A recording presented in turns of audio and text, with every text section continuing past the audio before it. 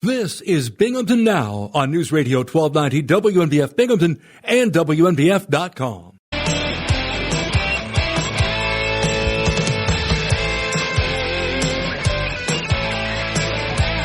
I'm Bob Joseph. Welcome to my world on the radio. It's Tuesday, October 29th, 2024, and this is Binghamton Now. Here we go. Another big broadcast day. 3 joyous hours of the very best information, conversation, opinionating, and more. 607-772-1290. That is your number to express your view. If you have a view. We have a phone line for you. We have actually several phone lines that are available. We'll see who caller number 1 will be today. It's always a pleasure to participate in this broadcast experiment. Even though we've been doing it now for well over a decade, I still consider this an experiment. Every day we conduct new research into how to serve you. So go ahead. Make that call. Coming up later today on WNBF, the only station you'll ever need, Dan Bongino from noon to 3, Sean Hannity from 3 to 6, Mark Levin from 6 to 9, and so on and so forth. You can see the rest of the schedule in this week's radio guide. Also for local news, may I recommend WNBF.com. One of the featured stories is about the early voting. Thousands and thousands of your friends and neighbors are voting in droves because of the excitement. Thanks to the mainstream media. The mainstream media has helped get people engaged in this year's election. They're so interested. They're interested because of the comprehensive and appropriate coverage of the mainstream media. So thousands of people in Broome County have voted over the first 3 days of early voting. I haven't checked with the Board of Elections to find out how many voted on Monday, but you may have heard Daniel D. Reynolds, the Democratic Election Commissioner, talked to us on Monday's program. He reported approximately 7,800 people voted on Saturday and Sunday at the 5 polling locations around Broome County. So if you've already voted, let us know. If you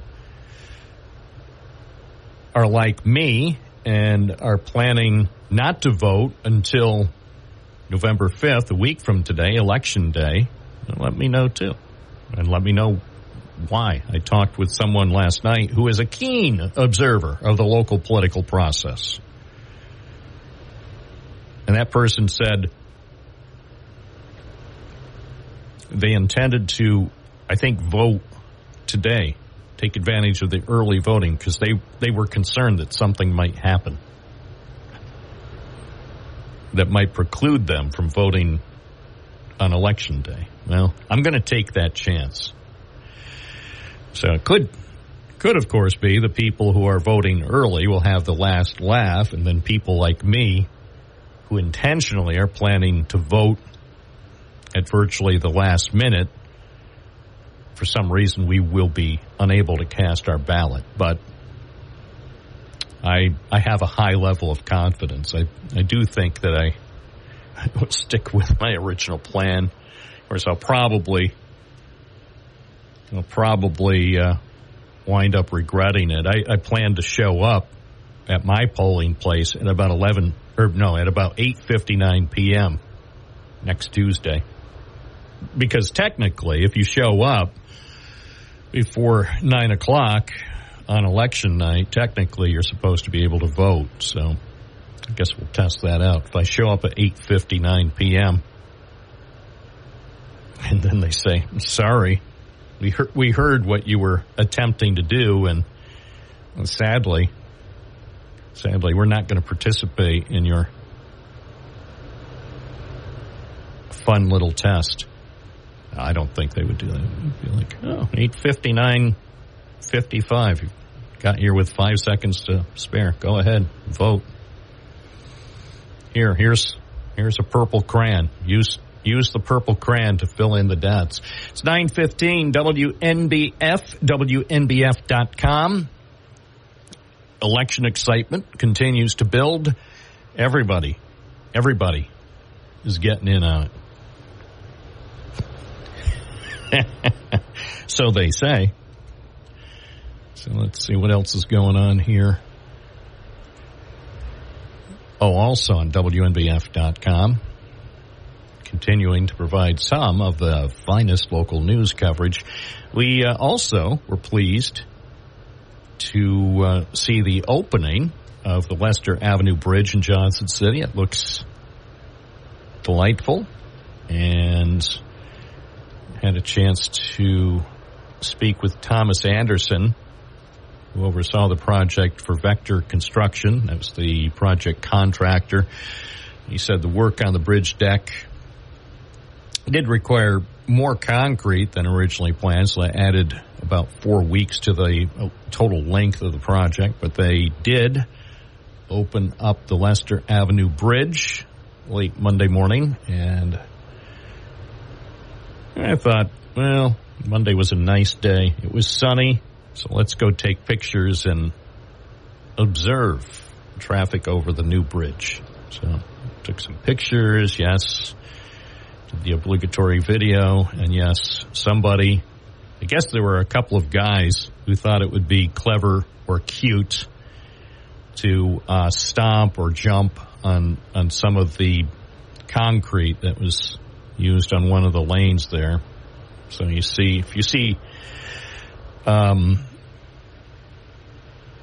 footprints on one side, I think it's on the northbound lanes of the Lester Avenue Bridge, you know those guys who were on MTV. It was them. Yeah, Beavis and his buddy stomping on concrete shortly after it was poured. So they will live on for the next 5 decades. Every time people drive over, they say, oh, there's Beavis and his buddy. 9:17.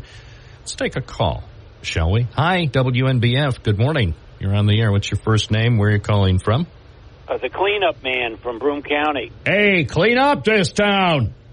I'm gonna try. I see Mayor Maney's going down the same route as Endicott. University. What is it? Battery Boulevard or whatever. Well, he didn't name it. You know who named it? Harvey Stenger, I think, came up with the name. It wasn't Martin Maney. I believe, given the fact that the Binghamton University Foundation bought the property to keep it off the tax rolls, I believe that the courtesy was extended to Harvey Stenger to come up with the name. So I think the mayor said on the program he was hoping maybe Electric Avenue or something with a little more pizzazz instead of University Boulevard or University Drive, whatever they're changing it to.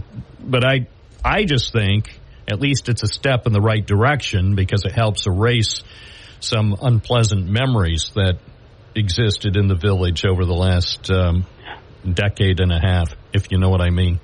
Yeah, well, we're losing money on every project. We're going to make it up on volume. Well, again, the problem wasn't created by Mayor Maney. The problem was created by, we'll say, his predecessors and by a greedy media company. I would say I agree with some people who are concerned. Well, the university foundation acquired the property that used to be used by a media company for 12 years. having it off the tax rolls is not exactly helpful, but at least it's better to have the building used for shocking battery research, even if it doesn't go anywhere. Maybe they can do a partnership with our friends from Australia. Maybe the men from down under could come up to Johnson City and help recover.Maybe they can find a way to recover their money. Well, what I think we should do is get a grant going for people to test 9-volt batteries with their tongue. I knew. As soon as you said 9-volt, I knew where you were going. Yeah. People of a certain age. Here's the thing, John. That was before the internet, and that was before TikTok and Instagram when people did stupid. Goes to show that people were doing stupid things even before social media. Hey, well, Bob, if you had a bunch of them and you didn't know which one to plug in, it saved the time. I know. I'm guilty as charged. I had forgotten about the secret pleasures of. Well, I don't know if you would call it a pleasure or it was like, oh, Mom, look at me. And Mom would roll her eyes and say, no, you're never going to amount to much. You're probably going to wind up in radio or worse, reporting the news. So yesterday was a good day for me. IM3 had a full parking lot, maybe 25 or 30 cars. And the official IM3 minivan. WNBF, Binghamton Now. By the way, our conversation with John from Binghamton will continue in just a moment. Following this live preview from Karen Sweet O'Neill, sponsored by KSO Insurance Solutions. Good morning, Karen. Good morning, Bob. How are you? Great. Everything's going fine. Nothing to see here. Return to your homes. There's no technical difficulties there. Oh, no. No, I don't know what people said, but I think they misunderstood. It's in this day and age of misunderstandings, I think rumors and innuendos spread quickly on social media. Now everything is moving smoothly here for the first 15 minutes. Well, you can only get better, right? Yep. At this point, there's only one way to go, and we're on the road. We're on the road to perfection between now and noon, Karen. All right. I like it. So what can we look forward to tomorrow around 9:20? Well, I'll tell you, we're going to talk, of course, a little bit more about some of the changes for AEP, annual open enrollment period for people that are on Medicare, because there's so many that are going on, and we want to make sure that people realize some of the coverages, whether it's your prescription plan or your Medicare Advantage plan, have actually been dropped from the market. So we're going to talk about some specifics on that. So people are aware of it, and they definitely change their plan because they're not going to have a plan at the end of the year. Also, what we're going to talk about is, unfortunately, we hear about this all the time, but it's a response to a May 2023 data breach at WPS, which stands for Wisconsin Physician Service Insurance. Why are we going to talk about that in Wisconsin? Well, the reason is because it's over 1 million affected beneficiaries, people that are on Medicare, whether you went there or not, because it branches out into different states with coverage and what you need to know about it, because these people are getting sent by Medicare, Centers for Medicare and Medicaid Services, new Medicare cards, including new numbers. And so that's really, really important because that is your health insurance coverage. And we'll talk about that and who needs to be aware of it. We are at 1708 Vestal Parkway East, up above Plato's Closet and Style Encore. You can reach us several ways for an appointment. You can simply just give us a call at 607-772-4898. You can also Google us at KSO Insurance, and all our contact information comes up, including our website. You can make an appointment that way, and if you miss the phone number, go to a phone book. We have a big display ad under insurance in the yellow pages. Excellent. Well, I'll be looking forward to that tomorrow. Very good. Have a great day, Bob. You too, Karen. Thank you. Thanks. 929 WNBF Binghamton. a service of Bob Joseph. There. At least now you know who's responsible, if anything goes wrong, technically. We now return to part 2 of our conversation with John from Binghamton. Good morning. Hello, Bob. Hi, let's pretend. Let's go on and pretend that nothing happened, and then we'll make this seamless for the West Coast feed. Yeah, companies are supposed to file a WARN notice, and it certainly would apply to IM3, except they haven't filed a WARN notice. But yesterday afternoon, as I said, the parking lot was fuller than it's ever been in its life, to my knowledge. So something is going on. You know, it's a week before the tightest congressional race in the nation. Oh, my gosh. Do you think there's some kind of big announcement forthcoming? No, I think that they want to mitigate any employee. I mean, I've been in contact with a few of them coming forth and saying, unpleasant things.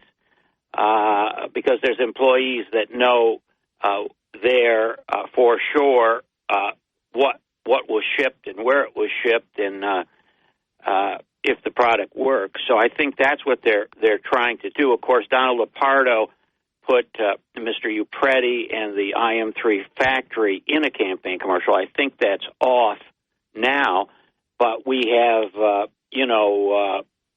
Schumer's right-hand girl, Gillibrand, running, and we have... So how about this? So I'm putting on my thinking cap, which I rarely wear on the air. So I'm thinking, so Gillibrand is in a tight race for re-election, as in her Republican opponent. Even after, John, I politely asked the Broome County and Tioga County Republican chairpeople, the chairmen who were here a few days ago, to make arrangements for the Republican candidate for U.S. Senator to call in, because I thought maybe he could use, I don't know, a little introduction to the people in the Binghamton district, but we've heard nothing. So I'm guessing he's not really expecting to win. Yet they freezed out Kara Casternova. Well, I know. And you know what's interesting is, I mean, that guy, he doesn't even want to deport people. That's what he said in the debate. It won't work. That would have been one of the questions I might have. Maybe that's one reason he doesn't want to come on, because he might encounter a question from the host that he doesn't want to address on live radio. Let me tell you something. You could go to any Italian restaurant in Staten Island and come up with an ex-cop, a retired cop, that could represent the Republican Party better than this guy. So that's that. But I mean, look. Joe so anyway, Bruno, wait. What I know we're talking about 7 topics in one call, but getting back to what I imagine, if it really was a tight race with Gillibrand really having to fight it out with 2 other candidates, I could see, say on Wednesday or Thursday of this week, a big media event with Gillibrand, Schumer, Hakeem Jeffries. I mean, he's going to be in town on Friday anyway. Maybe they could do it Friday at noon. No, Friday at 11:30, so I can't be there. So you get Gillibrand, Schumer, Hakeem Jeffries, Donald Lepardo, Jason Garner, Nick Burlingame. I mean, everybody who's anybody as far as an elected official. And they announced that there's a $5 billion bailout that's just been approved by Washington for the Gigafactory. Oh, and Andrew Cuomo making a cameo appearance. And Kathy Hochul, first time that Kathy Hochul and Andrew Cuomo have appeared in public since you know when. I mean, it would be, you'd have Democrats, a few Republicans, of course, because we love all parties as long as they give us money. Can you imagine that, John? I mean, obviously, again, it's not going to happen because Gillibrand evidently is not facing serious challenge, but if she was, it could happen. Yeah, well, speaking of economic development, Bob, I was at one of the 5 unlicensed massage parlors yesterday. Yeah? How did that go? You're reporting. Yeah. Oh, you're doing research. Okay. Never mind. Well, tell me about your reporting. Well, it's $50. That doesn't include the tip. They've admitted that they don't have the license, that the boss has the license, which, of course, the therapist has to be licensed. They didn't speak good English, and those poor ladies are there, I guess, for the rest of their life because, like 3 successive district attorneys, this one here is doing nothing on it. And even though he said, he wanted the information from me, and I sent him the information a couple of months ago, and people don't realize, let me reiterate this, I know your regular listeners have, you do not, to be charged with a Class C felony, no prostitution has to take place. You just have to be giving massages without an LMT license. So, and I have been, we did Giovanni Scaringi, there was one that opened up, they put up the cheap vinyl signs by St. Michael's on Clinton Street, and Giovanni Scaringi, he's a little bit different than I am. He worked through the system and got that one shut down before it opened. And I had luck with Sheriff Harder with one that opened in one of those plazas in the town of Shenango. That they were there for about a month. But to date, I can't get the 4 in the town of Union closed. I did speak when Matt Reese was there, so everybody that was on the board when Matt Reese was there listened to me that the town of Union was leading the way with 4 of the 5 unlicensed massage parlors. But again, there was nobody with the honesty, with the to take it on. I mean, a town supervisor says, "What? Not in my town." I mean, but here's the thing: there's no political will. I mean, until and unless something really dreadful happens that would thrust one of these places into the headlines, there's no political will. I mean, you may be the only person, the only resident of Broome County to have ever brought the issue, well, not ever, but say in recent years, to have ever talked about it publicly. I hear now, if suddenly there were lots of phone calls about unlicensed operations. I mean, look, finally, Binghamton and New York State decided to take some action against unlicensed cannabis operations. But for the longest time, most of them were allowed to operate with impunity out in the open. Well, so, here's the thing. If local governments or local law enforcement or prosecutors take action against these apparently unlicensed operations, is there money in it for them? Does that mean that they would make a lot of money if they go and get a license? Do local governments get a lot of money from if these businesses are properly licensed? Does it mean more revenue a lot more revenue for local governments or the state? Because if it did, then you'd see an enforcement action. But I don't think you're going to see Governor Kathy Hochul going out in places like Broome County or New York City and say, well, we're going to have a crackdown. I will say this. Interestingly, there is a case, for some reason, there's a street in New York City that suddenly has gotten a lot of media attention and a disproportionate amount from a station called 1010 Wins, the all-news station. So because of all sorts of illicit activity as far as drug activity and the sex businesses and things like that, suddenly, because of media attention that went on for the last several weeks at least, suddenly the city and New York State intervened, and they're using a lot of our money to focus on cracking down on illicit activities on one street in New York City.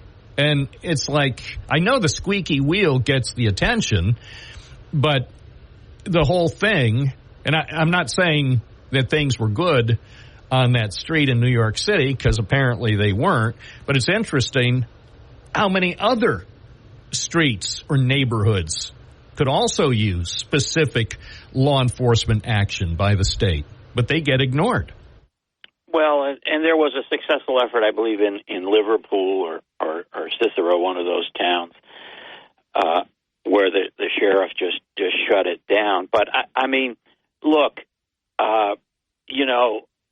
if why does something get a free pass? You got to ask, because the landlords are making money, the women are being exploited, the dozens and dozens of licensed massage therapist practitioners, are essentially their licensing fee and their thousands of hours of education means nothing because these people just open up. So it's very bad, and it's a criminal element that is doing this, and I have no problem getting the evidence.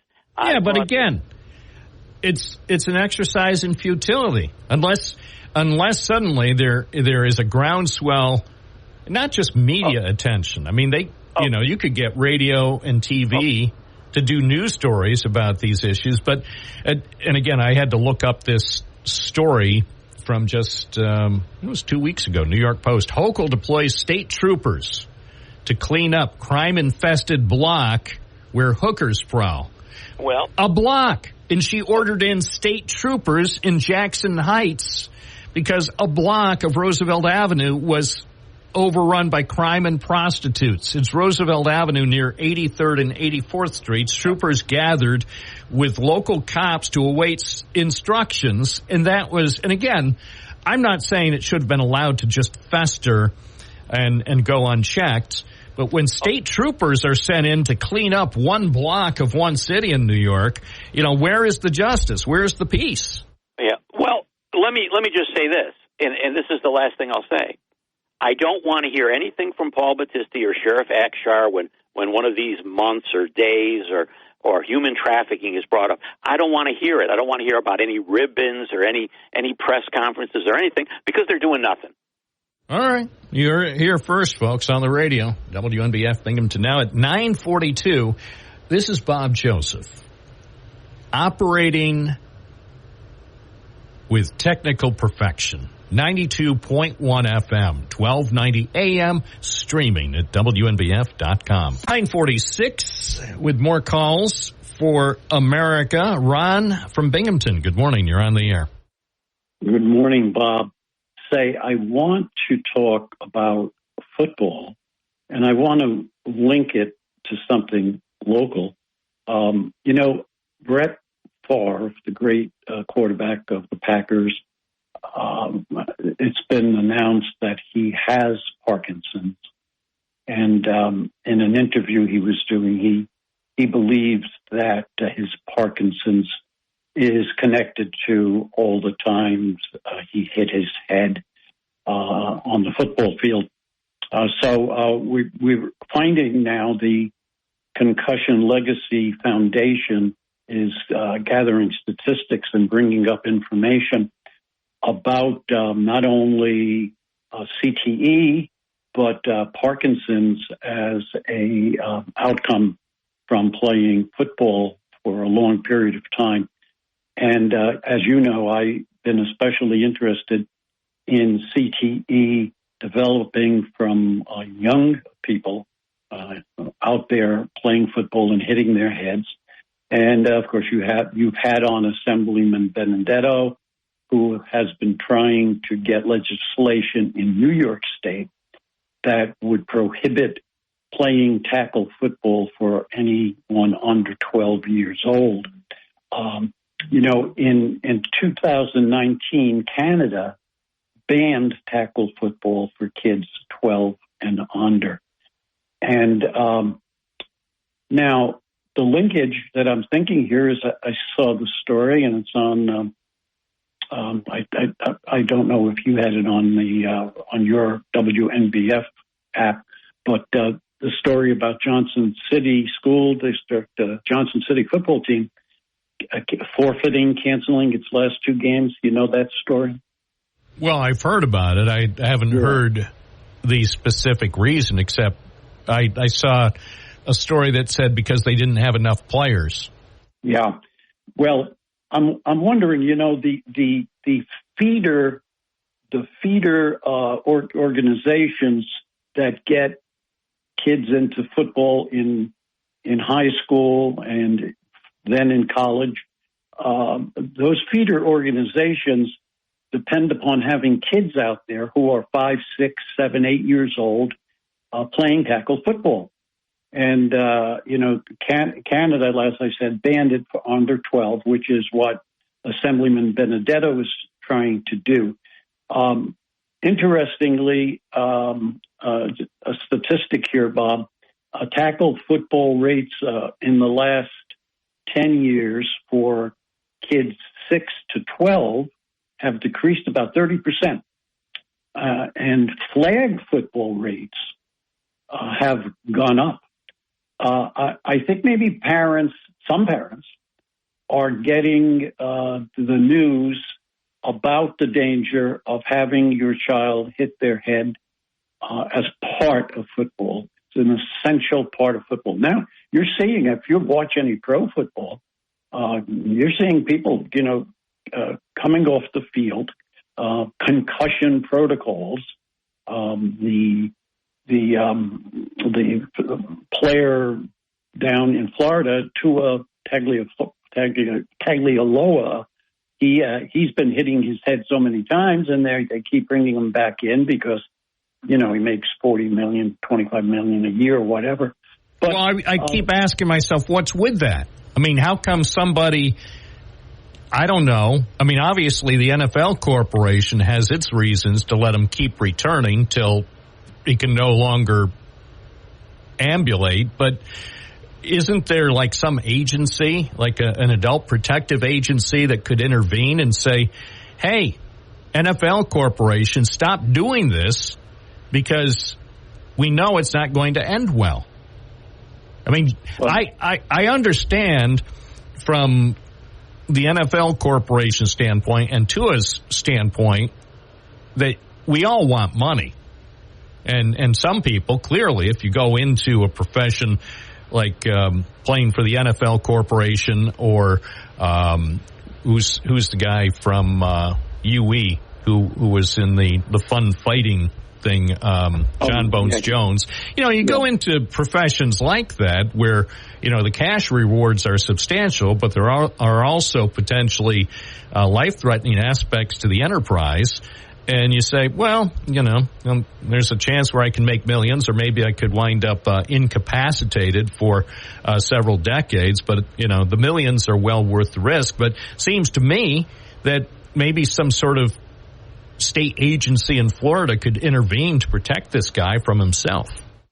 Well, Bob, my interest, of course, is with youth. Right, and I actually understand your emphasis on that. Though the young people who are still in the early stages of brain development, and let's face it, if they're teenagers or younger, they still ostensibly have potentially 8 or 9 good decades ahead of them if they are careful.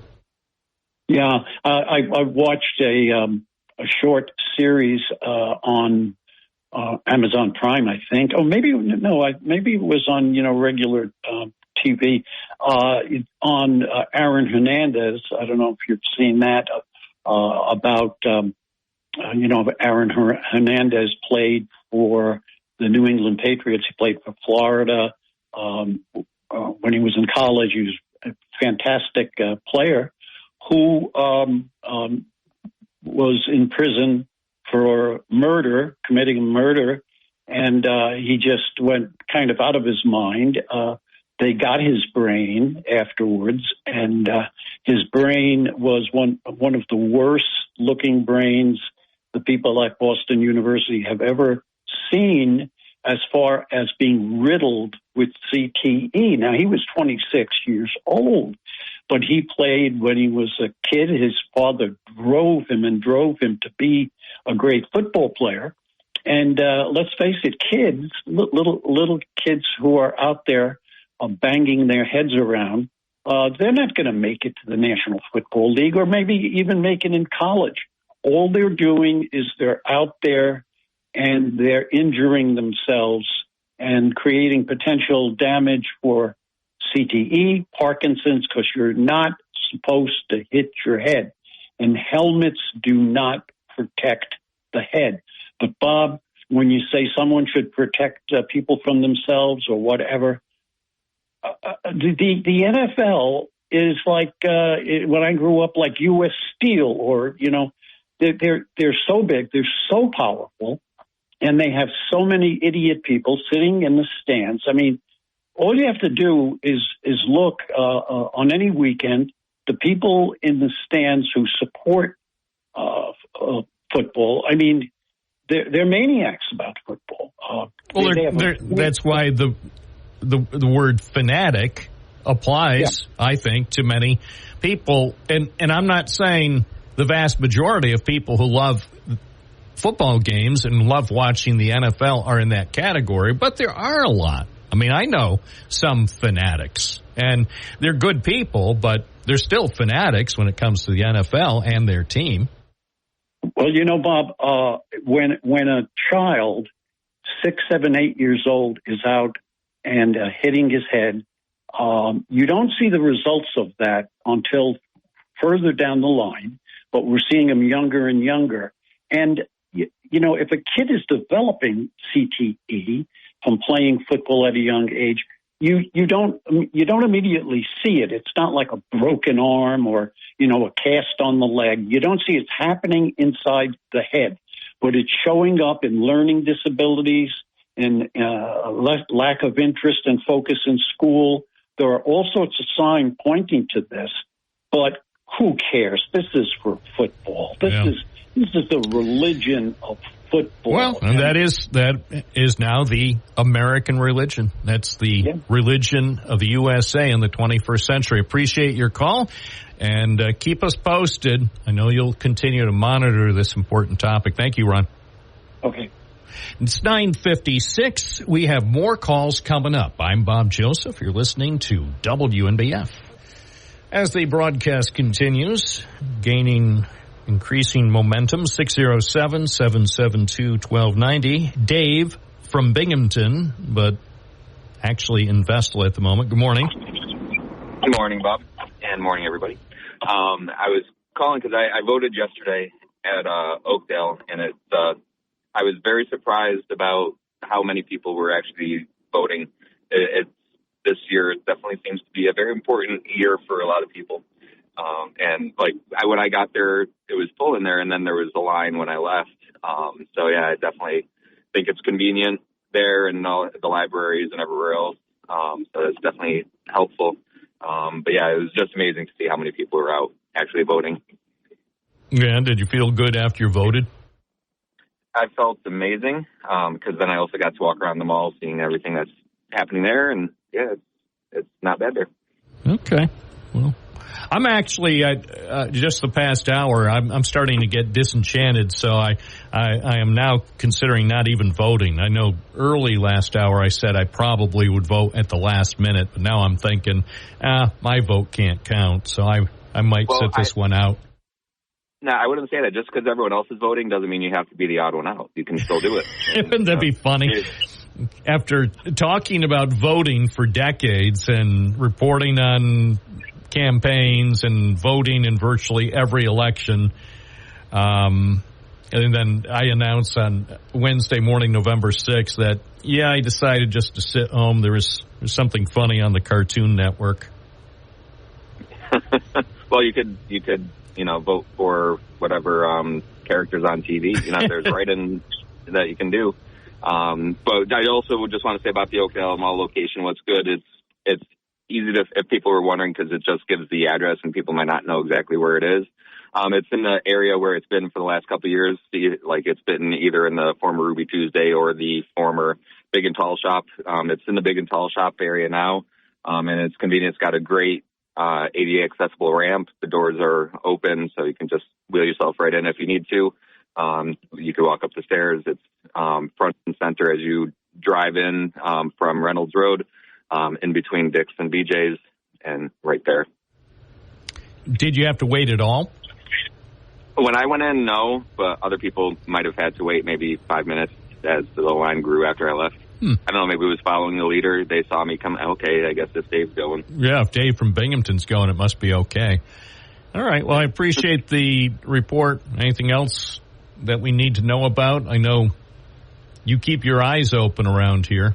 I mean, obviously, if it's something sensitive, you have to let me know about it off air, but if it's just general knowledge, like, say, a giant pothole has opened up near the Town Square Mall. Oh, no, they finally fixed that. Did you hear what's under the Town Square Mall? Have you ever talked to people about I've seen the video of the cavern. Someone sent a drone through there when they were doing the construction.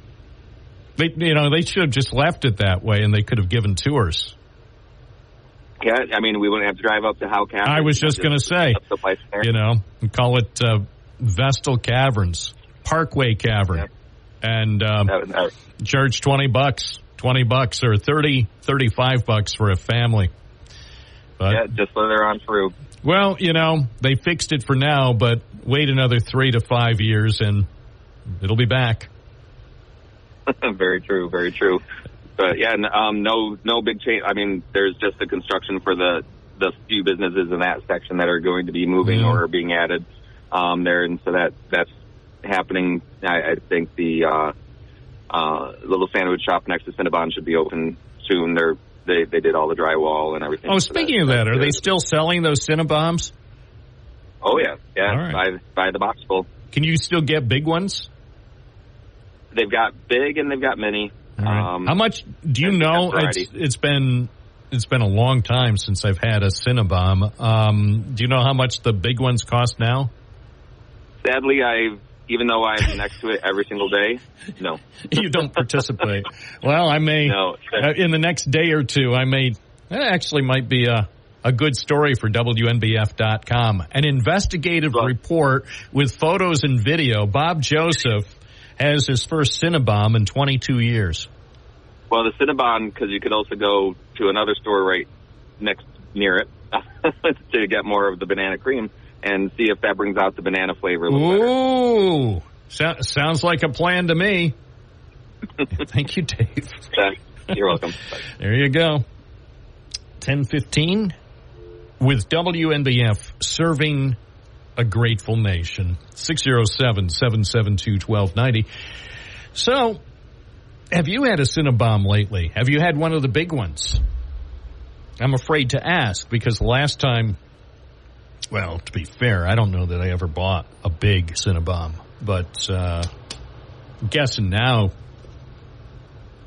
I'm talking about the big, not like the regular size or the mini Cinnabons. I'm talking about the big, the one that's bigger than your head. Figure at this point it's got to be up to $40 or $50. But having said that, seems like that would be a good investment into delicious living. It's 10:16. Good morning, WNBF. You're on the air. What's your first name? Where are you calling from? Gary, West Side. Bob, everybody wants a Chick-fil-A in the mall. I suggest a White Castle. I would love to have a White Castle in there. I concur. I've eaten at a White Castle once outside Indianapolis, and man, that's some good eating. And they put something very special in their little White Castle burgers. Yeah, they're very good. Hey, I wanted to talk about two things, if you don't mind. One about the joke with Trump there, but I'd like to start with, I'm seeing these political ads, and what I'm noticing is, like, some of them now, they have, like, these grainy videos where you can't really see, like, they show Donald Trump and he's grainy. It's like 1980s film, and you can't really see his lips. You see them moving, and like he's saying something that isn't really what he's saying through the video. And they're doing the same thing with Kamala Harris also, where they're just showing these things, and if you're a lip reader, it doesn't match up. It's kind of like a Japanese video from the past. You know, the lips and what's being said doesn't match up. It's crazy. It's like, you know, they're putting words in people's mouths. I say, let's just go full all-out AI this last week. Just put stuff up that is totally ridiculous. What are they going to do? They can't take it down. You know, that's the way they should go if they want to go that route. Have you seen these ads yet? No, but you haven't seen them. No, yet? But I'm probably going to be subjected to it.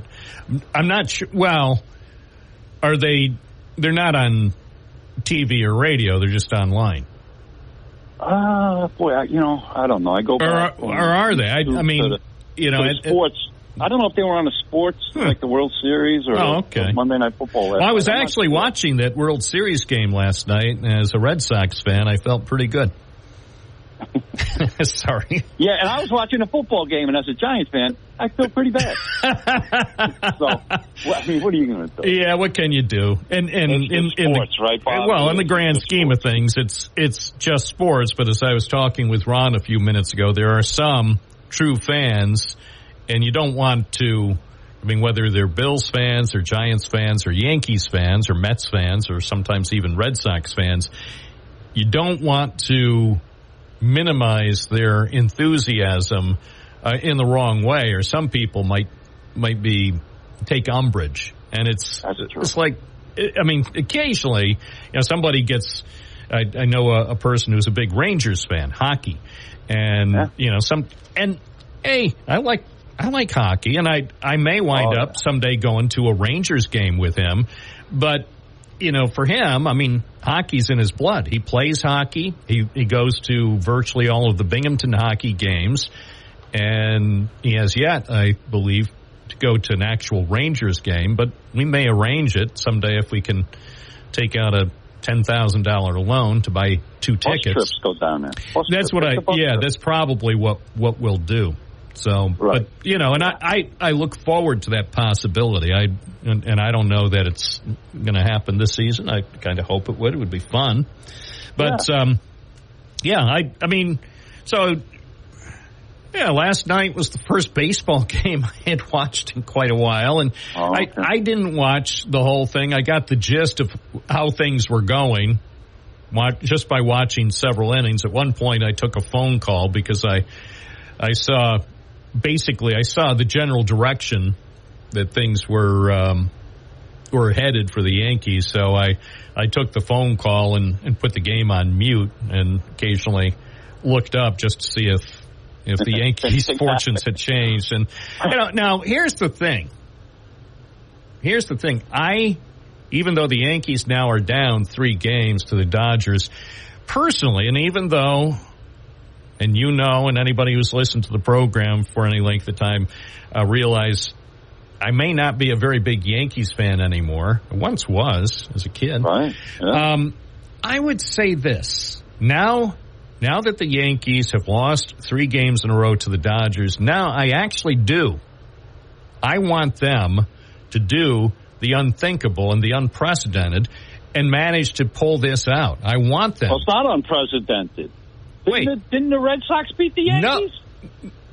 Yeah, they were down 3 games to none, and then they won. Where? Why? No, I just heard it on the radio this morning, and they can't lie on the radio. I was listening to New York. You're a Red Sox fan. Come on. Look, I may be incorrect, but it might have been like the ACLS or something. Well, that's what I'm thinking. And now I'm doing a Google search. Yeah, do that search. Has any team? Well, they can't come back in the World Series because they can't play each other in the World Series. It's got to be National League against the American League. So it had to be ALCS. Yeah. So I don't. Let's see. They did come back. They were down 3 games to none, and they came back. So here's according to the internet. Yeah. According to the internet. Wait a second. I clicked on a website that I think is a bit sketchy. Hold on. I'm going to try. You don't want to go there. Yeah. because they know a lot of people are searching for this. So has any MLB team ever come back from 3-0 in the World Series? And, of course, instead of answering the question right away, they give you lots of gibberish, so you have to waste your precious time. So it says, oh, my gosh. Let's see. Only one team in MLB history, the 2004 Red Sox, have come back from a 3-0 series deficit to win. Oh, that was in the 2004 ALCS. Okay, yes. All right, so it was, that happened. Well, thank you for reminding me. It's interesting as a so-called Red Sox fan how that factoid had somehow eluded me, but thank you. I feel better already. But having said that, and even though they're not coming back. Don't even go there. Come on, and I'll tell you why they should. I'll tell you why they should. And I'll tell you why they should, because this would maximize the amount of money Fox Sports can make off this series. And remember, although money is said to be the root of all evil, money also is the root of profitability in American media. So I want Fox Sports to make as much money as possible. So the World Series must go 7 games. And because some people say these things are rigged, I want it in Game 7. I want it to be tied at 2-2 after 9 complete innings. So it goes into extra innings. And then I want it to go another 13 innings before it's finally determined that the Yankees win. And I want John Sterling to make the call. We could do that with AI. Let's do it the AI All right. series instead. All right. Hey, Bob, thanks for the call. All right. I was going to talk about a comedian. Are we still on? Oh, yeah. You want to talk about that guy?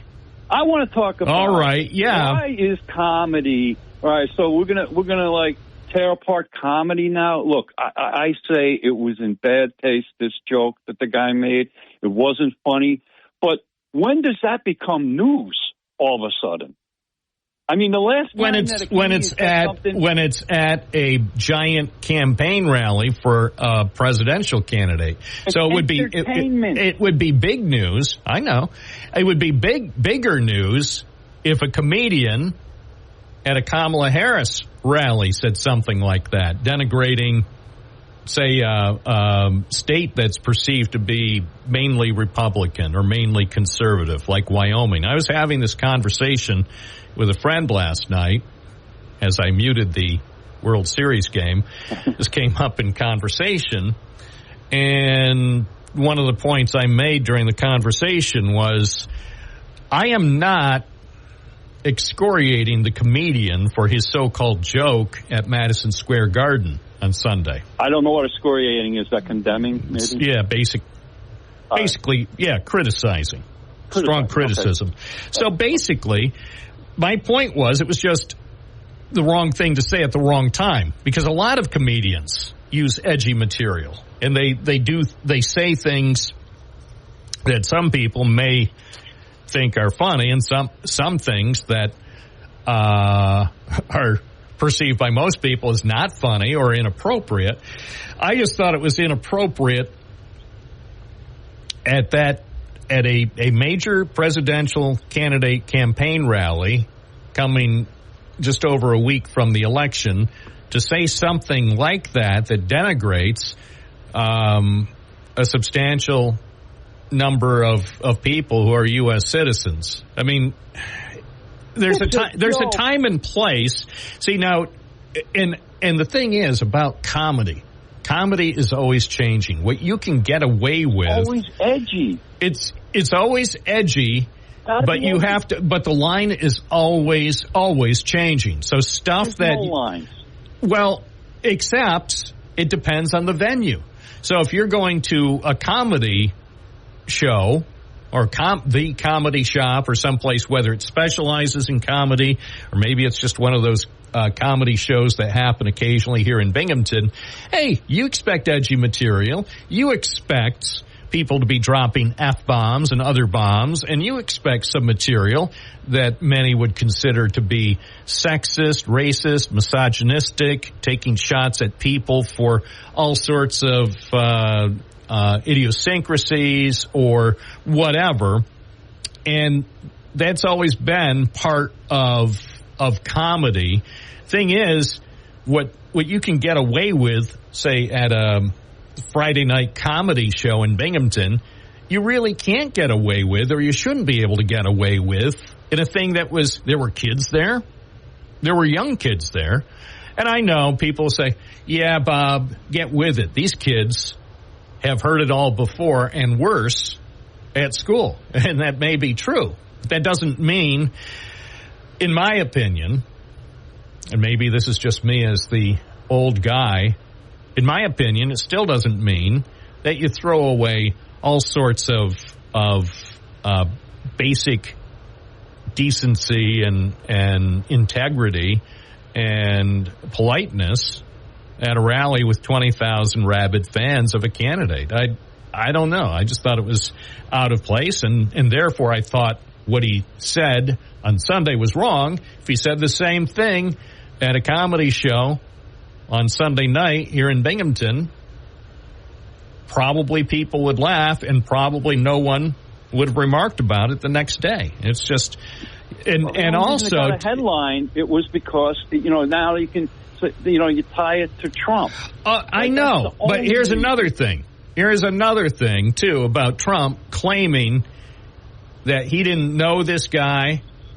I have a hard time believing that, but maybe he didn't. He's a Joe Rogan guy, so if he watched Joe Rogan, he must have seen him on Joe Rogan before, because he's been on there. Okay, I didn't know that, but anyway, and I mean, I never heard of the guy before, but I don't follow comedians much anymore. But the thing is, the other thing that I think sounds like a big lie, although it could be true, and I think we heard it on the ABC News just at 10 o'clock, half an hour ago, this assertion by Trump that he hasn't heard the joke. I'm using air quotes, the so-called joke. And Trump's assertion, I think, this morning to an ABC reporter that he hasn't heard it. Oh, come on. That strains credulity. Oh, man, of course, Trump's words today. I know. It's like pays to increase your word power. Listen to Bob Joseph, and we'll teach you a new word every morning at 10:30. Be careful what you use. Well, that's the thing. That every once in a while, I think I do have a vocabulary that may be larger than Donald Trump's. And again, that's not a criticism. I just think it's probably factual. But I also have to be really big. Bigly.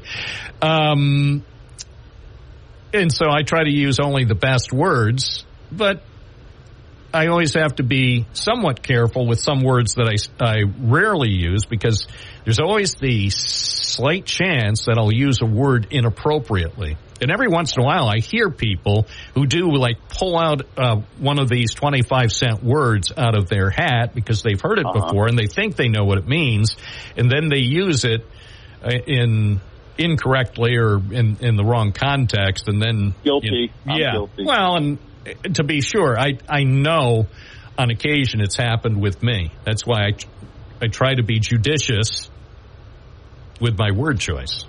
In other words, I try to be cautious. Anyway, thank you. 1031 WNBF. I'm only going to use the simplest words going forward. No. Well, use whatever words come to mind. And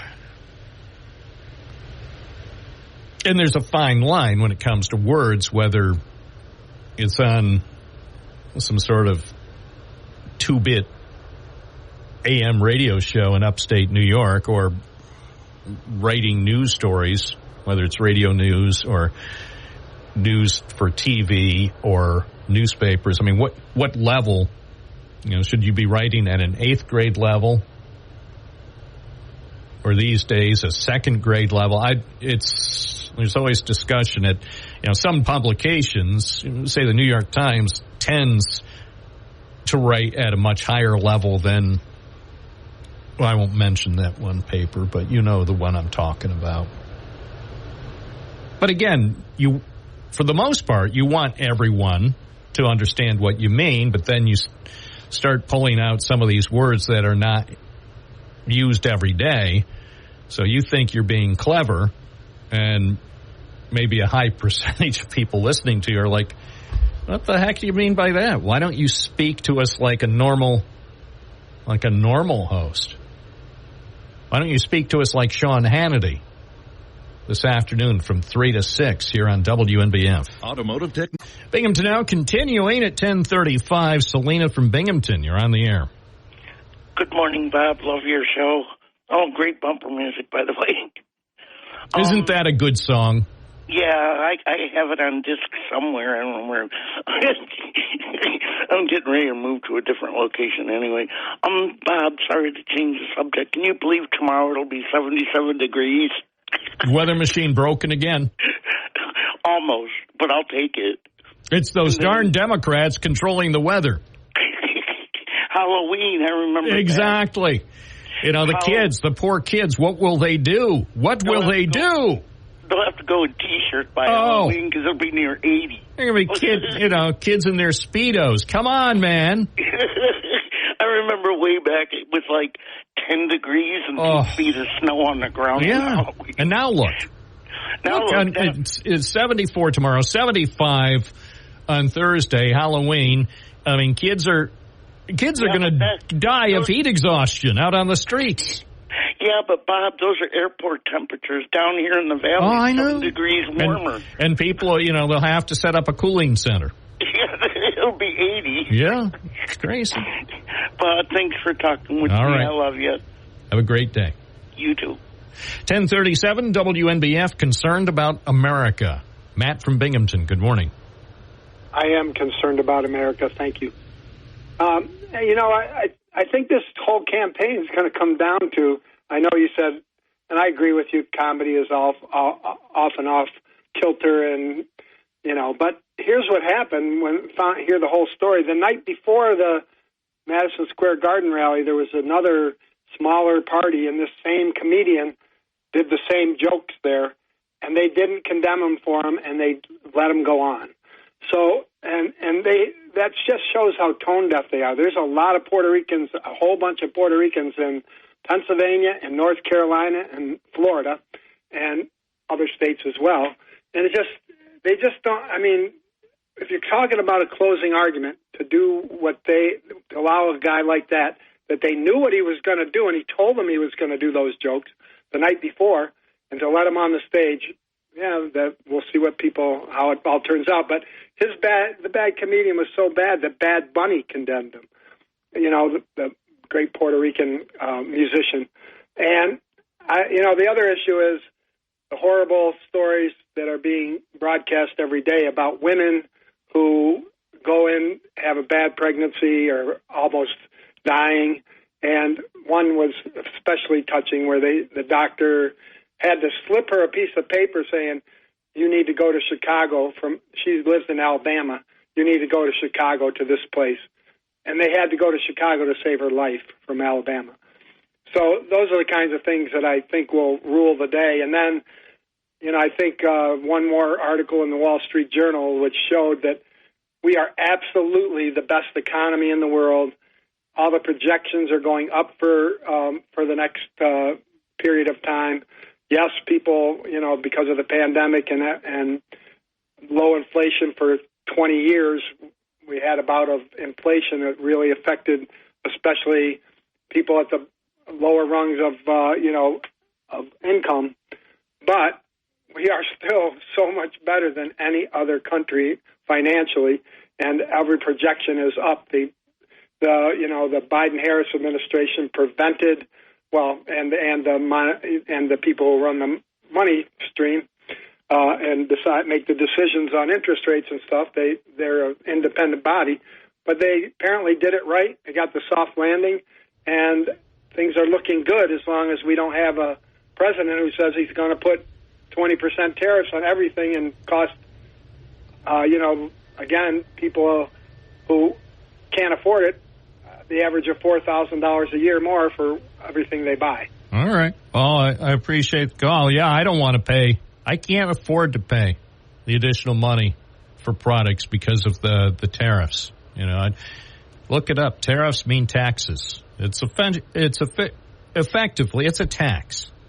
So if you hear something about a tariff being slapped on something, I don't care what it is. I don't care what it is. The businesses that are providing you the product, they're not going to pay the tariff. You, the customer, will pay the tariff. That's effectively a tax. So don't kid yourself. A tariff equals a tax on good people like you and me, proud Americans who are already overtaxed. It's 1040 WNBF. Good morning. You're on the air. What's your first name? Where are you calling from? Good morning there, Bob. It's Dave from Vestal. How you doing? Good. Please don't tax me, bro. I don't want any tariffs. No tariffs. No tariffs, no peace. But he was sugarcoating her terrible candidacy, Bob. It's sad to listen to.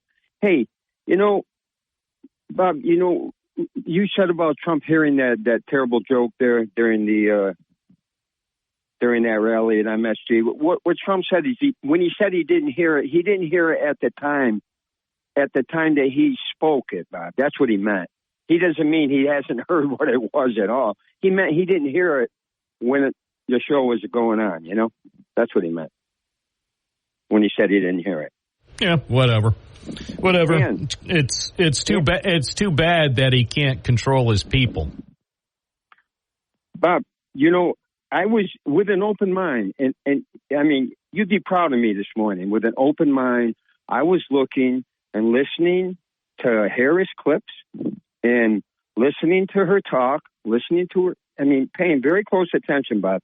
And I come to the conclusion, Bob, she'd be great. She'd be a great motivational speaker for like first and second graders. I can't get into what she says, Bob. It's hard to follow. By the way, she's not trying to reach you. She knows when she is not targeting you or any American like you. She already knows that you're voting for Trump no matter what he does. Whether he kills people on 5th Avenue, 10th Avenue, or even the highly publicized Avenue of the America. 6th Avenue. Hey, the guy is already on record as basically saying he can do anything and people are still going to vote for him. And I believe that Kamala Harris has decided you are one of those. So why would she target anything that she says publicly to someone like you? You're never going to support her, not in a billion years. Well, I wasn't. She's not targeting me, Bob. I know that, but I was just, being open-minded and listening to her. Oh, come on. You listen to her, and you can say you're open-minded. Open-minded means that you would possibly, if you heard something that she said on the video, that you'd say, now that's interesting. I hadn't heard her say that before, so I'm going to actually seriously consider changing my vote. And we know that's not going to happen. No, that's not going to happen. But you notice how upset the crowd got during her rally there where Beyonce showed up and only spoke? She didn't sing. They were mad, Bob. And I would be mad too. If I showed up, I don't care if it was a rally for Kamala Harris or Donald Trump. If Beyonce was on the bill and she didn't do some songs, I would be upset. Well, see, the thing is, Bob, is she like Springsteen, she's got to bring these people in to come and see her, Bob. It reminds me. Do you remember the female comedian years ago, Phyllis Diller? It reminds me. I remember her saying, I don't know why this stuck with me all these years, but she said, everyone always ignored me. My mother had to tie a pork chop around my neck to get the dog to play with me. I always remember her saying that. And that's a lot what this is like. She's got to bring people in to come see her. And, Bob, before I go, quite a scene yesterday when I was out driving. I wish I could have got a picture. It happened too fast. I'm driving through Endicott, intersection McKinley and Watson. There is a Harris Walt sign stuck in the ground, and there goes a dog lifting his leg. I wish I could have got a picture of that. That would have been a hit all over the internet. It was great. Bob? You can't tell. There's no response. I have no comment. Oh, okay. Well, I just wanted to, I had to let you know, Bob. If you're on the radio. You're on the air. Oh, okay. All right. Did you realize you were on the air? Did you think we were just talking during the commercial break? Did you know you were on the air? No. I figured I was on the air. But okay, good. Well, I would have. No. Why hang up? Do you have any other anything else you saw yesterday that would have been funny on the internets? No, but that was. I mean, Bob, it's like he knew what he was doing. It was. So it just was funny. You had to have been there to understand. Just quite a picture. Hey, you know what, Bob? If you're not in a hurry to get rid of me, I can mention one more thing. No, sadly, I am. Okay, all right. But I think you've done enough already. No, I'm looking back here. No, and not in a bad way, but in the last 5.5 minutes, I think you've provided us with more than enough food for thought to get us through dinner time. Okay, bud. Have a good day now. You too, Dave. All right. It's 10:46. I'm Bob Joseph. You're listening to Binghamton Now, where you hear the voices of the people every weekday morning from 9 to noon, 92.1 FM, 1290 AM, and proudly streaming at WNBF.com. WNBF, Diane from Binghamton, you're on the air. Hi. I just wanted to comment about the issue with, Trump's comedian and what was said at his rally. And, my feeling is that Trump really doesn't care what is said as long as people are talking about him. He doesn't care. He can insult people and he can talk about Arnold Palmer's genitalia and sway to music, but people are talking about him. And I feel like he already knows that he's probably lost the election. So my concern is what is going to happen after he loses, what he's going to do, and how much chaos he is going to elicit in this country between, November and January. I'm really afraid of what is going to happen at that point. And I'm just hoping that the Democrats have a plan to, push back against all of his legal shenanigans that he's going to pull after the election. He's hoping that Congress and Mike Johnson, they're going to, just throw him the election. Or if they don't, the Supreme Court might.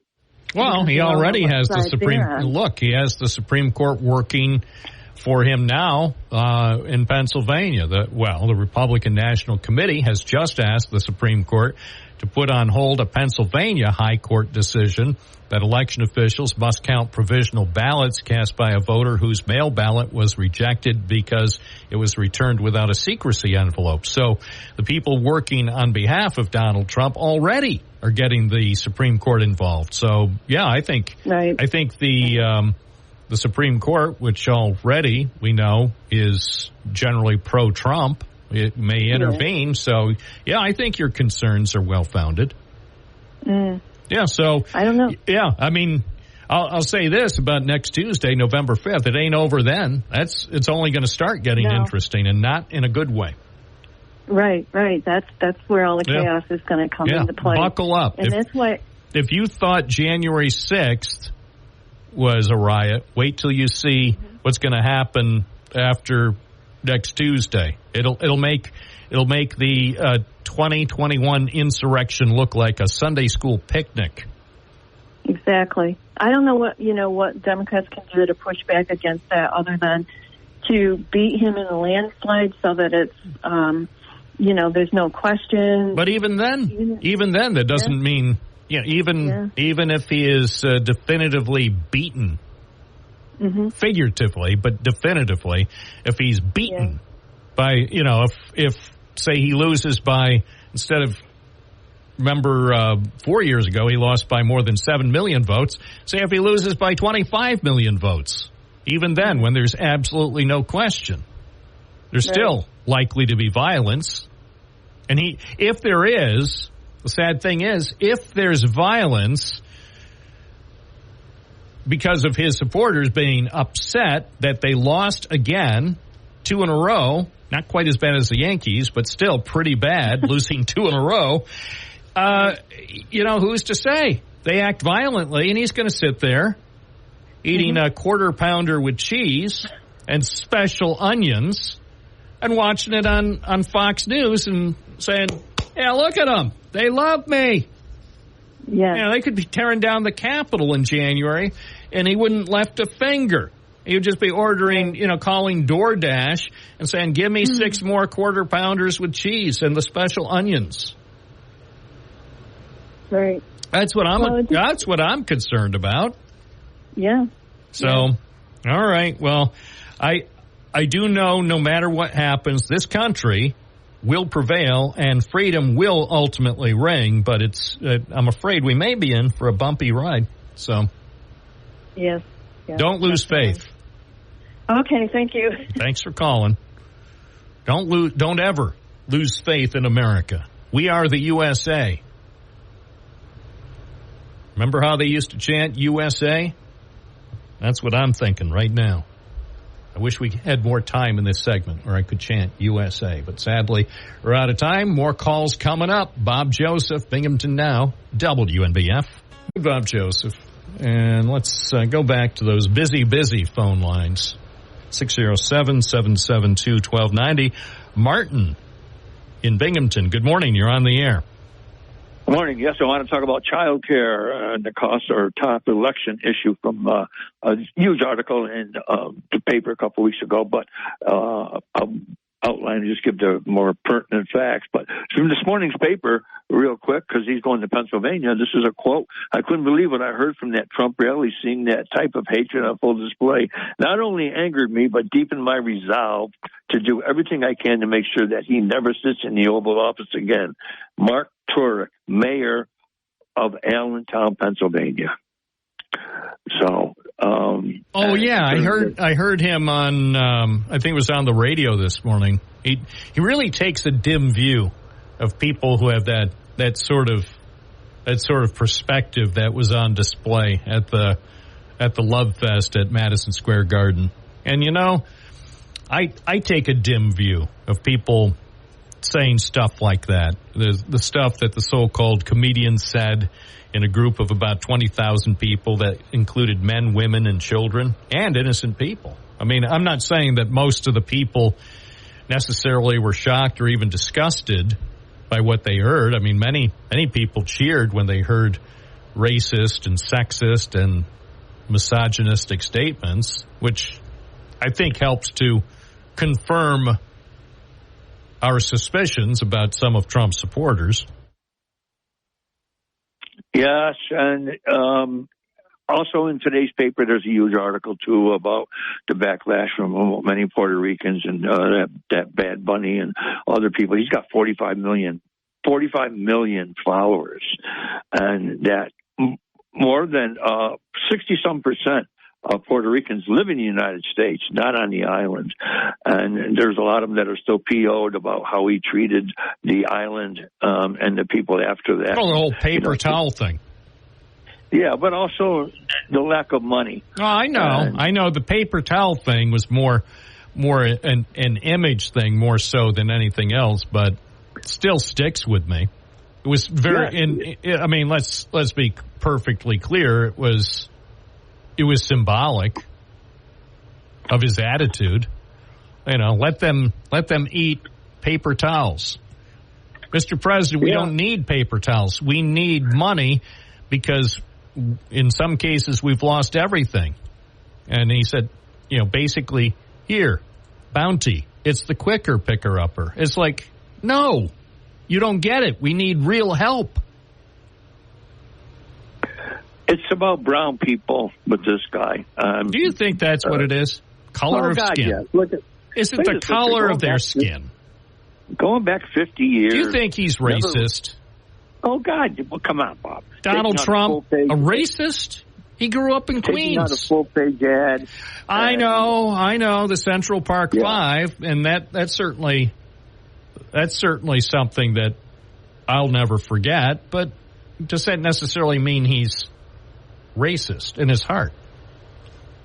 Oh, well, I beg to differ. I don't know what's in his heart, but, maybe he just felt strongly about that particular legal case. The bottom line, though, with Trump, the one thing we know, and the one thing I can guarantee, when he goes low, he's going to go lower.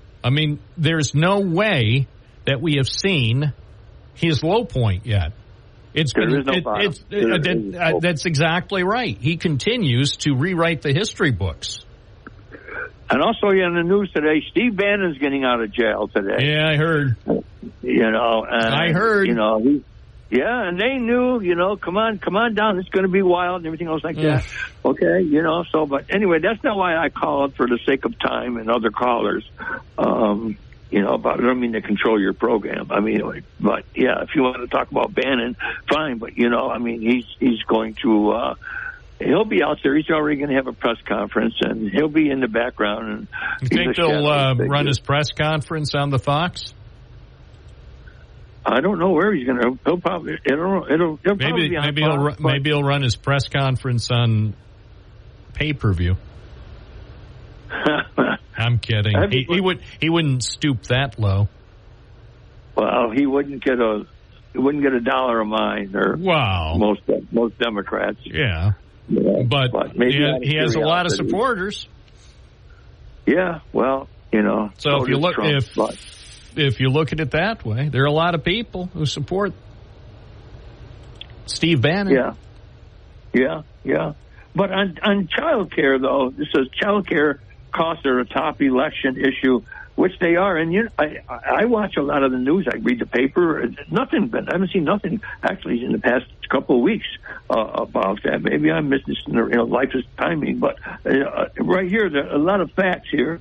Is the average cost of care for 2 children is more expensive than the average rent in all 50 states, and the average mortgage payment in 45 states.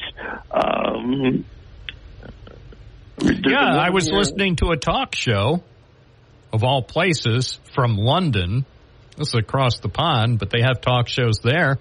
And last night, one of the topics on one of the top-rated, or it's the top talk station in the UK, was about childcare and how people even in Europe can't afford to raise kids anymore because childcare is totally unaffordable. So it's not just a U.S. problem. It's basically a global problem. It's a crisis.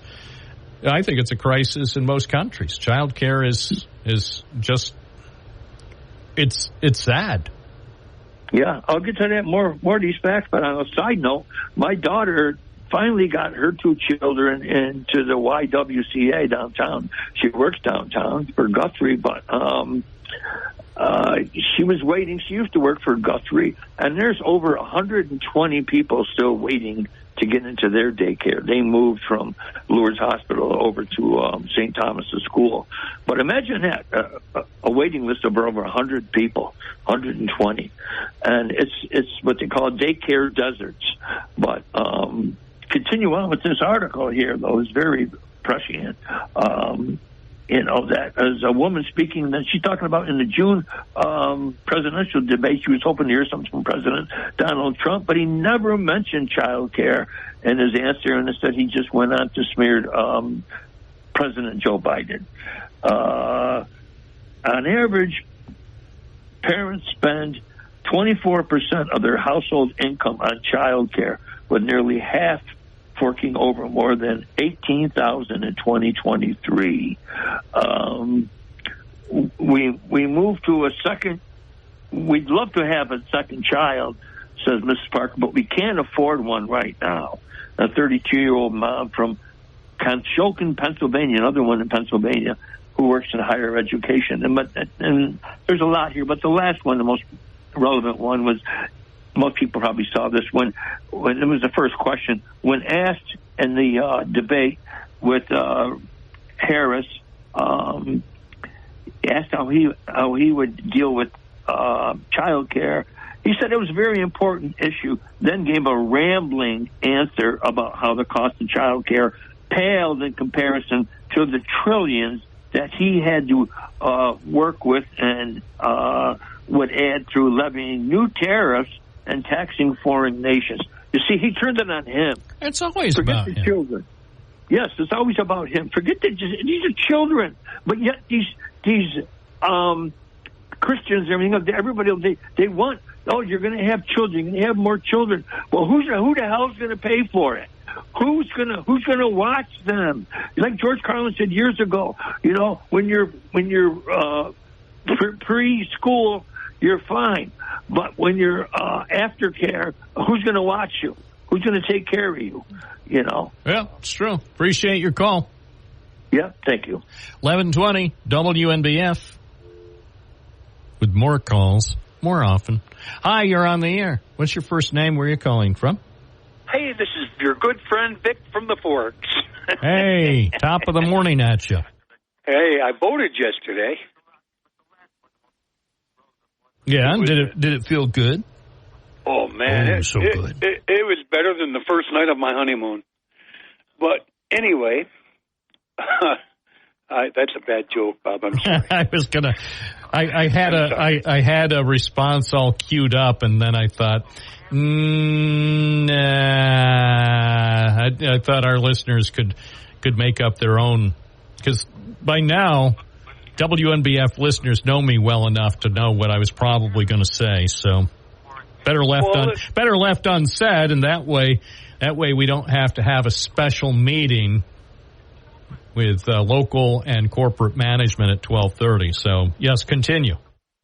I'm calling because the previous caller said that the comedian that made that tasteless joke at the Trump rally was said it the night before at a dinner. And I Googled it. And the only place I found it was on the USCP website. Actually, they don't have a website yet, but they do have a line on the ballot. It's called Democrat. And USCP stands for the United States Communist Party. But there's no place that could be found. I'm surprised you didn't ask him to fact check like you do a lot of people when they make statements like that, because apparently it's not true. I don't know. In the grand scheme of things, didn't seem to make a big difference to me. The fact is, he said it at Madison Square Garden at the Donald Trump rally. So, because it was at the Donald Trump rally, that gives the appearance it was sanctioned by the Donald Trump organization. That's the impression many people would get.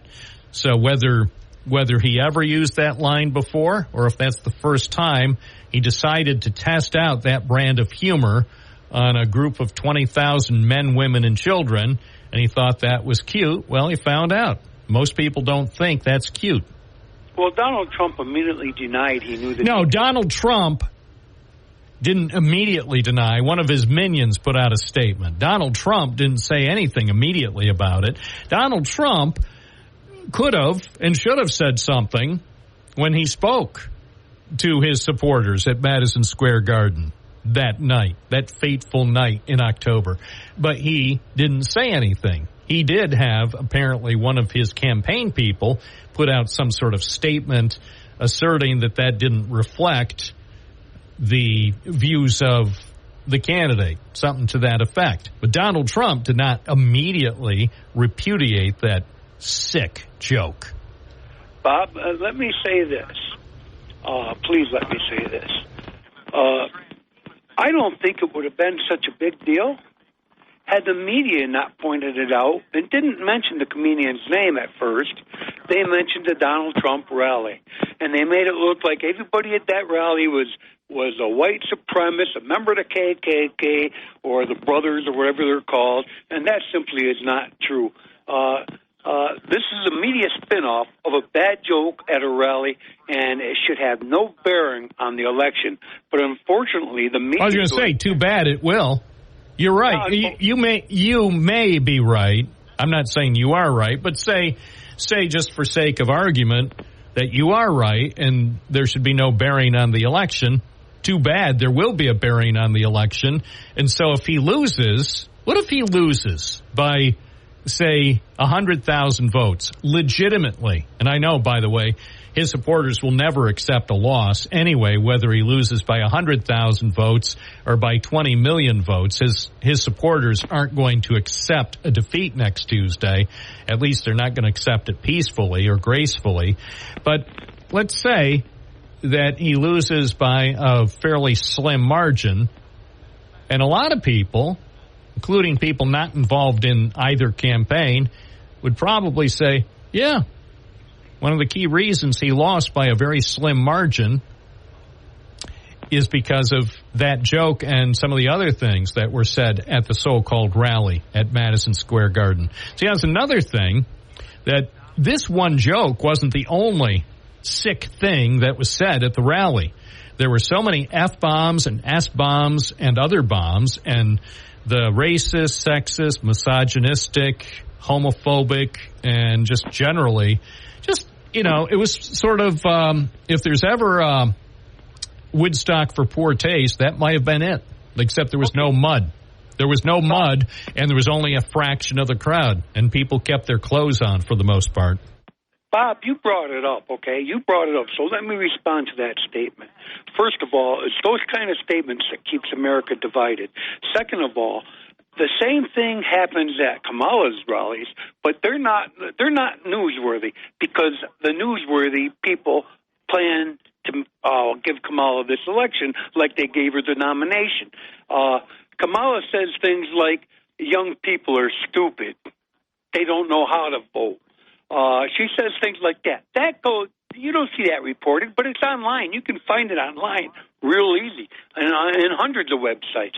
She says things that Trump supporters are racist. Trump supporters are Nazis. You know what? It goes both ways, Bob. So if one thing is going to destroy Donald Trump, then many things should also destroy who we got there now. And I love the poorly educated.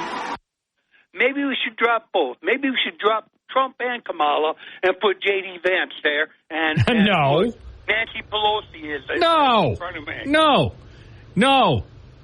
We need a new crop of people. I mean, totally new. And I'm talking about, let's do a talent search. Everybody loves talent searches, or America, what do they call it? America's Got Talent? Well, surely some network can come up with a reality show to find two candidates who are better than what we've been served up for the last 50 years. Let's do it. Do it right. Do it live on TV. Let America decide with, or an expert panel with experts like Geraldo, for example. He'd be on the panel, and Rachel Maddow and Sean Hannity, experts. So you get an expert panel with people of all backgrounds. Tucker Carlson, Keith Uberman, get them all on the panel. People of diverse backgrounds. You have your conservatives, you have your liberals. You get a panel of about 10 of them, and America's got presidential talent. Let's do it that way. We couldn't find worse candidates. I disagree with you, Bob. I don't think Trump is a bad candidate. Oh, my gosh. No, I didn't say he's a bad candidate. He's not a bad candidate. People love him. He's going to get tens of millions of votes next Tuesday. He's a great candidate, but we need a great president. Many Republicans don't like Trump's mouth, but they love the man for his policies. They love the fact that he stood up and he said, I know. Hey, trust me.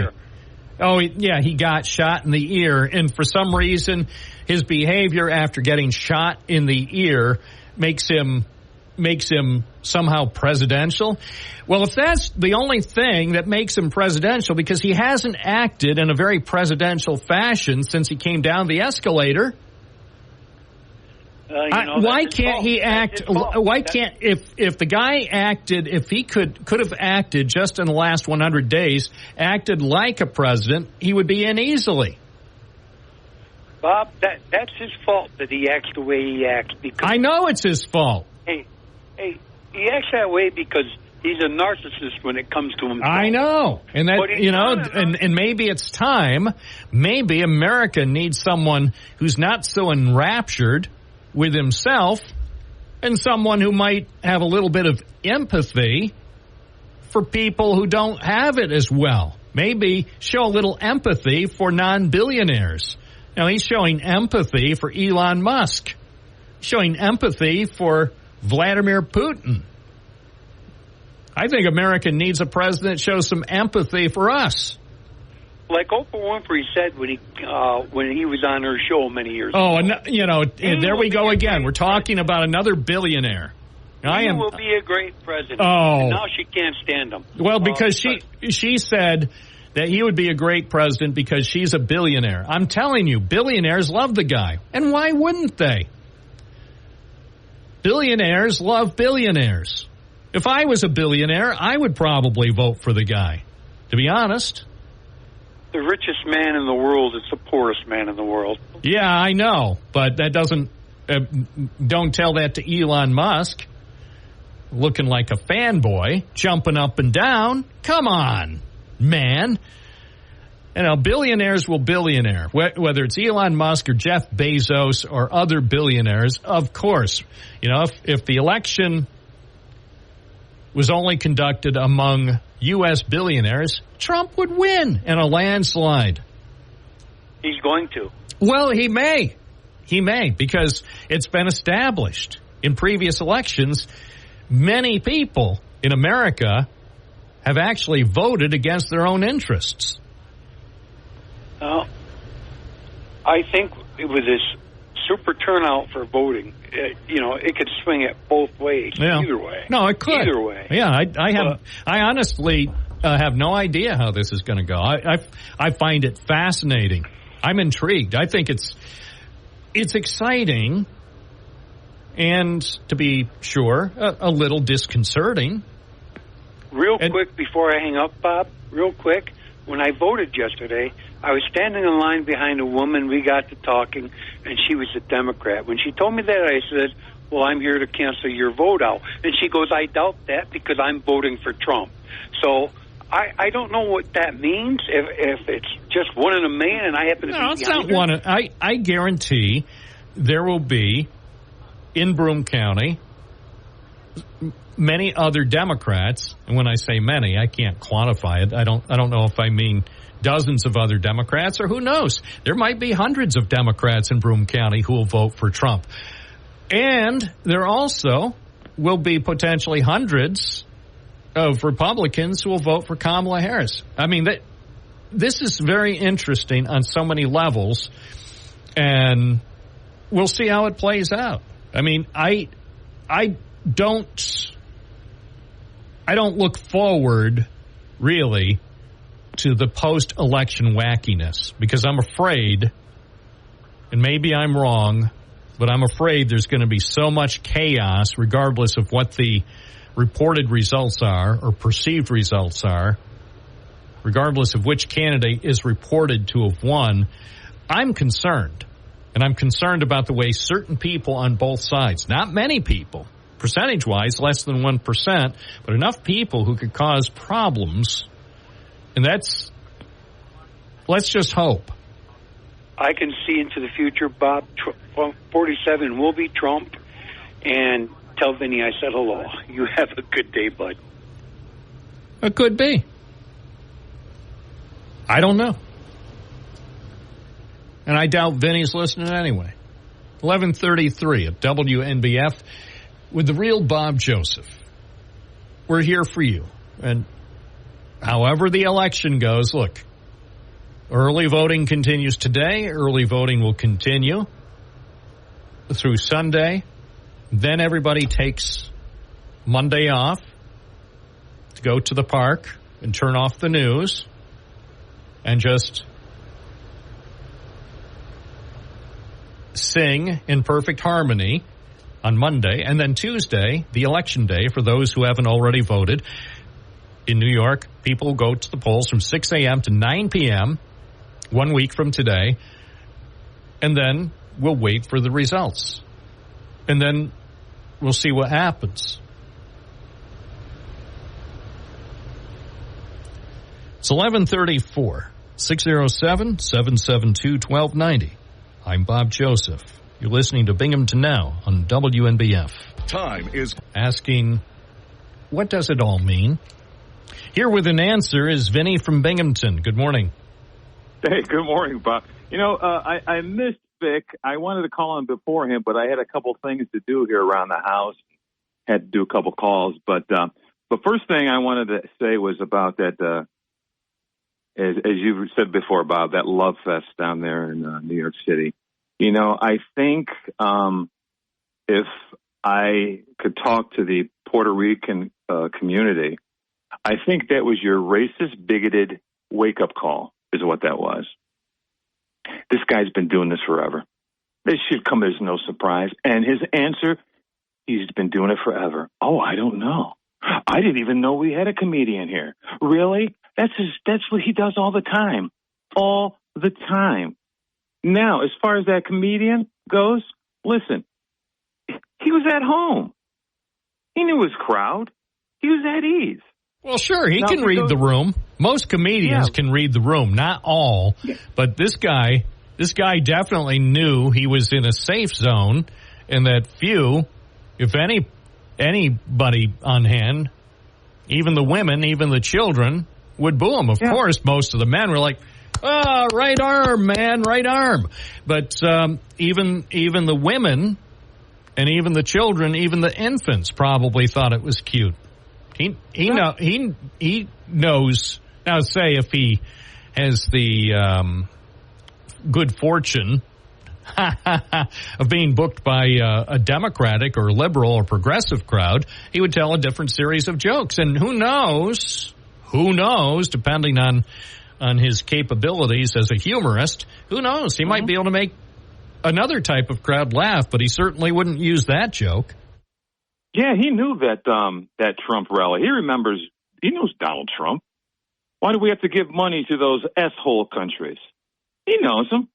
Now, if this comedian flew down to San Juan, Puerto Rico, and went to like a Club 77, he ain't going to do that joke. Of course not, because he wants to get out alive. That's it. He actually, here's the thing, and I know nothing about this guy except what he said at the schmooze, the Love Fest in Manhattan. That's all I know about him. I don't know anything about his background. All I know is he said something that was reprehensible. And as I have said, in his defense, if he said the same thing at the same time at a comedy show here in downtown Binghamton before a crowd of 70 people at a hotel, most people would, maybe some would laugh, maybe some would applaud, maybe a lot would groan or boo, but we wouldn't have heard anything about it because it's in the context of a comedy show, and people are expecting, some comedians will try to push the limits, and certainly there will be some things that may be offensive. That's the nature of humor. But gotta say, at a Trump Love Fest, even though it was well received by most of the people who were there in person, that still was not the time nor the place to be using that brand of material. No, not at all. And Bob, to common sense, from the common sense in the forks, hey, listen, you still didn't answer my question that I had for you because I'm trying to find it. When you said that Kamala Harris, when you deny Christ publicly, as she did, she is condemned to hell. Where did you find that? I can't find that anywhere. See, I always kind of listen when scripture's brought into the conversation because I want to see who's saying this. So if you get time, maybe tomorrow you can come on please call in and tell us where you found that, where she denied Christ publicly. All right. Well, sounds like a challenge right there. It's 11:42 from WNBF, the real talk show. Additional talk shows will be heard on WNBF afternoon today, including Dan Bongino, Sean Hannity, and Mark Levin. Those are also talk shows, but they're not live local talk shows like Binghamton Now. 92.1 FM, 1290 AM, and stay connected with us using the free WNBF app. 11:44 with more calls on this Tuesday morning. Joe and Owego, you're on the air. Good morning, Bob. I've come to a conclusion. The aheader I try, the behinder I get as far as tax credits are concerned. I listened to a supervisor indicate that he doesn't have the resources to finance his emergency squads, fire and safety. I listened to a local city that one of your callers is very familiar with in Tompkins County that is 8% short on its resources. There's this thing called tax credits, and I would like someone somewhere to explain what they are, what the resources are. Are they property tax credits? Are they income tax credits? Are they a variety of tax credits? And who does their distribution affect? Does it affect all the entities that are financed by some taxes, sales, luxury property, what have you? I keep looking, and there's no clear picture out there. It's all, tax credits for insulation, for an efficient automobile, for an efficient stove, for a solar farm. But there are people out there who have to manage in these circumstances. Towns, villages, school districts, counties, states, and federal. I would just like someone or a group, if they can get together, to begin to give us a picture of what this all means. And I'll leave it at that. It is continually used, but the effects are not made evident before the resources are committed. All right. And without the resources, we can't function. And I ask your listening audience, let's get together and find a place where we can report this. In the Penny Saver, in the Press Sun Bulletin, somewhere where I don't have to worry about the reception of the radio to hear who's, issuing what and sharing what. I thank you very much. Have a good day. Thank you, Joe. 11:47. Tom and Endwell, you're on the air.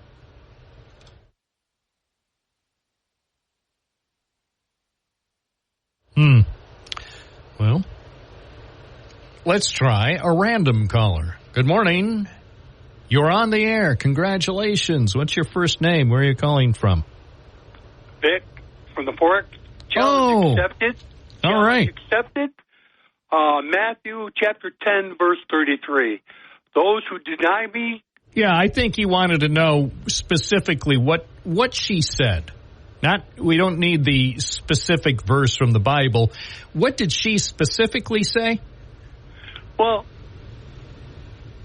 right after they started saying God is good, or whatever it was they were saying about God, she went out and said, "You're at the wrong rally," and the whole crowd laughed. So she implied. Oh, well, if you think that she's condemned to hell because of that, I think she is. All right. I disagree, but then again, I respect your opinion. It's 11:48 at WNBF.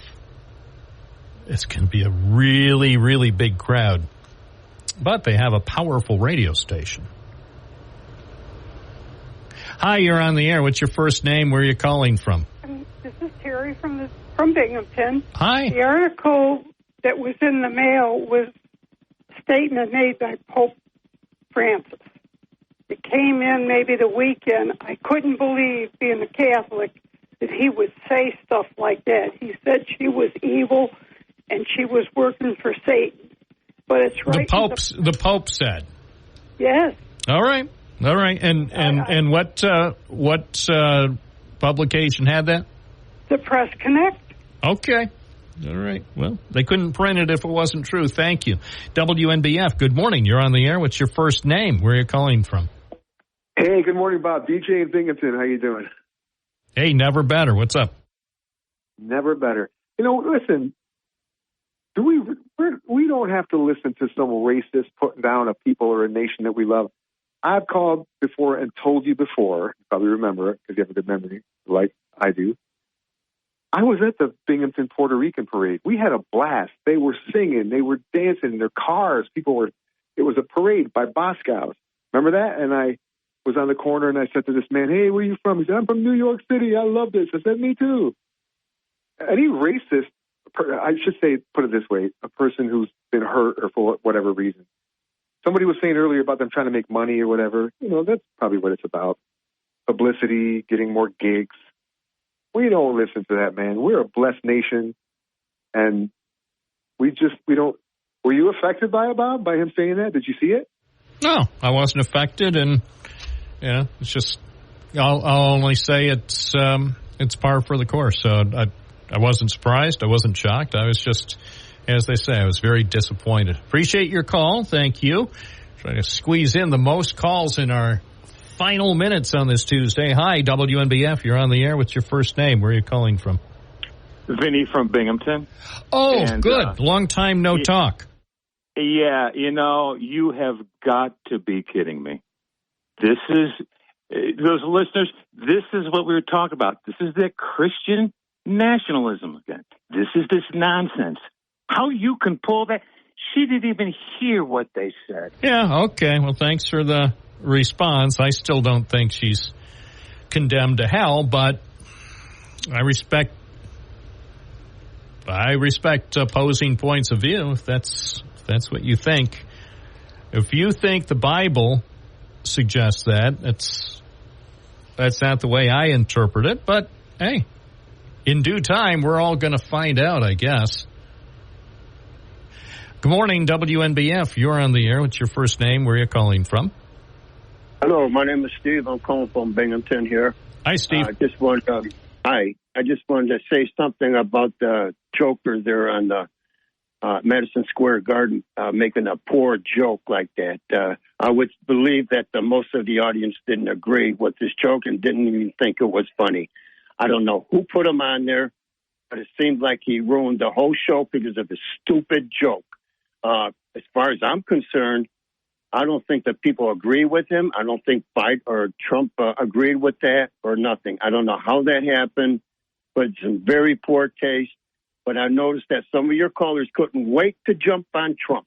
I blame him, of course. And that's not the case at all. I just wanted to defend Trump. I think Trump is a good man, and I think he's going to be a wonderful president. That's all I need to say, all right. Bob. And okay. I appreciate your call, Steve. I hope you call in again. Okay, I will. Thank you. Thanks. 11:53 at WNBF. Good morning. You're on the air. What's your first name? Where are you calling from? Margaret from Johnson City. Welcome. Thank you. I'm calling because I want to just let people know that they need to really read through Proposition 1. The title seems very loving, and I think a lot of people would agree that we don't want discrimination against anyone. But the amendment itself is poorly written and open to a lot of interpretation, and I could see where there could be a lot of abuse. And so it could affect people's free speech. And I'm concerned that once we put that into the Constitution of the state, then it's very hard to go back. And I think that everybody should go back to the drawing board, and this should come up at another time when there's been time to look at it and write a better amendment. All right. Have you talked with people about this? Oh, yes. Yes.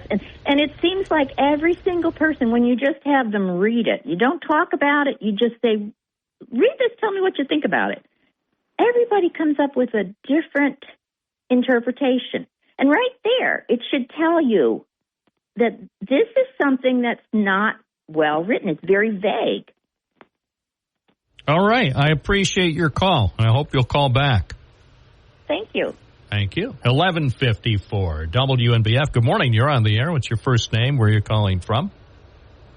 Hi, my name's Josh from Port Crane, New York. I'm just calling because I want to be real here.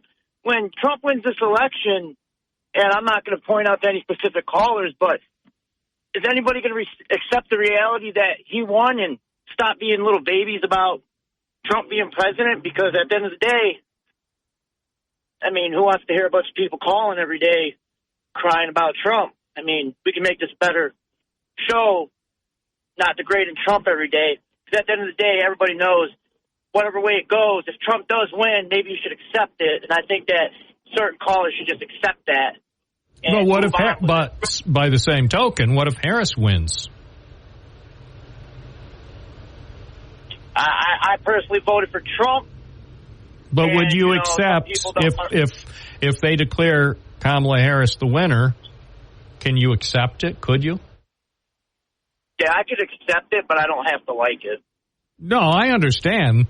If she wins, I guarantee there may be 100 million Americans who don't like it. And then by the same token, if Trump wins, there might be 100 million Americans who don't like that either. I think it's a given.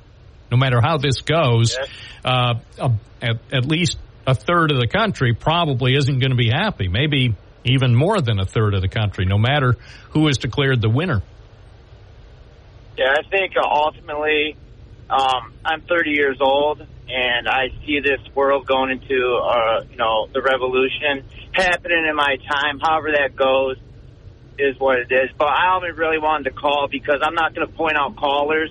They have a big hatred for Trump. And by the way, I appreciate your exercising that restraint. I really appreciate you're not specifying specific callers. Cause I don't think look, everybody listens to the program. We all know each other pretty much by now. I appreciate your call, Josh.